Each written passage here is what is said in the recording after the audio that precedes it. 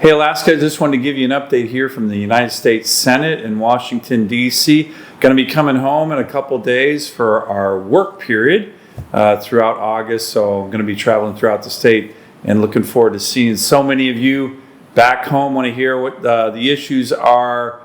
Quick update on some of the work that we've been doing. We finally passed out of the Senate the Kids Online Safety and Privacy Act, KOSA as we're calling this. I was an original co-sponsor of this, very bipartisan bill. And the key here is giving parents the tools to help protect their kids from being online too long. Big tech hated this bill. We worked really hard to get it over the goal line, and this is going to help empower parents to work with their kids so so many of the challenges that we see online can be better managed. And what do I mean by these challenges? You know, we're seeing huge mental health challenges across the country, across Alaska, for young Americans, for young Alaskans, especially girls, in terms of depression rates, in terms of suicide rates.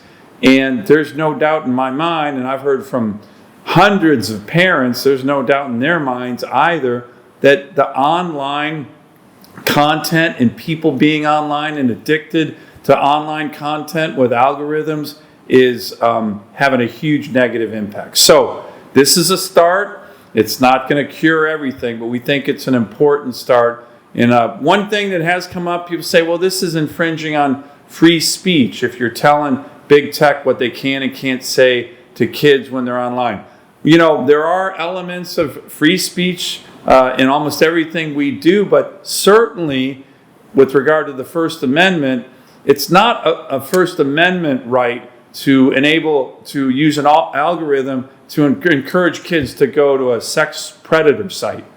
That's actually called a crime. So we're going to continue to work on these issues. They're very important, but this is an important start. Next, Alaskans, Americans saw it in the news just about 10 days ago. We had a joint Chinese-Russian strategic bomber task force come into our AIDAs, what they call kind of the Alaska Air Identification Zone. This is the first time that the Chinese and Russians have worked together with strategic bombers anywhere in the country. Happen to be in our state, our great state, on the front lines of some of the great power competition with China and Russia. But I do want to do a huge shout out to the professional men and women of the Alaska military with our Canadian allies who are ready for this incursion into our AIDAs, who jumped these strategic bombers with about 10 fighters armed to the teeth. Our professional military was ready, turn these bombers back towards their home countries. But hey, this is a warning. This is an escalation. There's a lot going on in our state in the front lines. We need to continue to build up our military capabilities in Alaska, and that's something that I'm working on every single day here. Couple other issues. We had a really important meeting of the Alaska Eskimo Whaling Commission, their leadership in D.C., with the goal of having another successful International Whaling Commission meeting. This one's going to be in Peru.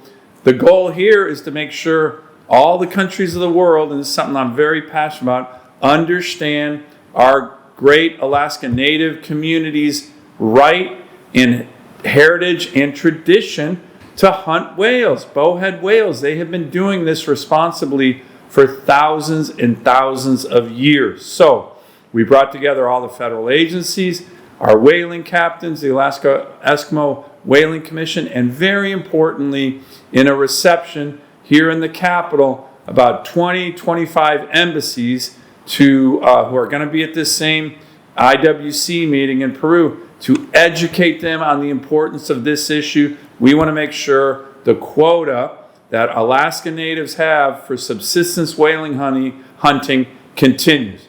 Successful meeting, pretty important. And I want to mention one final important resolution. There was, and I authored it. It took way too darn long, to be perfectly honest. But it was a resolution for the United States Senate for our Vietnam veterans. As I mentioned, this is too long in coming. but it was just a recognition for our Vietnam veterans on the heroic service that they undertook for our country in a difficult time during American history when there was a lot of dissension. But it also says, as Americans, as the United States Senate, we apologize for what happened to so many thousands of Vietnam veterans, young men and women, went over the seas to serve their country when a lot of Americans were avoiding service, and they came back and they were treated, many of them, very poorly. We're not sure why. It should have never happened. These are just young men and women doing their duty. If you had a problem with the Vietnam War, go after the president, go after Congress, but a corporal in the Army and Marines comes home and you're spitting on him and throwing red paint on him, that was wrong. And we say that in my resolution. I had some people who were going to block it, and then when I came to the floor and said, let's move this, everybody agreed with me in the U.S. Senate, so that passed unanimously. So to our Vietnam vets, welcome home. We're proud of your service, and for the way you were treated, we apologize, because that should not have happened. Finally, just a word on some athletics. The congressional softball team, the Team Alaska, we had our last game last night. I got out and played with some of the team staff here, interns here. We crushed Senator Collins' team pretty badly. I won't give you the score. I don't want to embarrass my Senate colleague. But great fun, great time, and a much better season. A couple years ago, I'm not sure we won even one game. I think we're close to 500 this year. So for the softball team, for Alaska here in the nation's capital, great job. See you back home.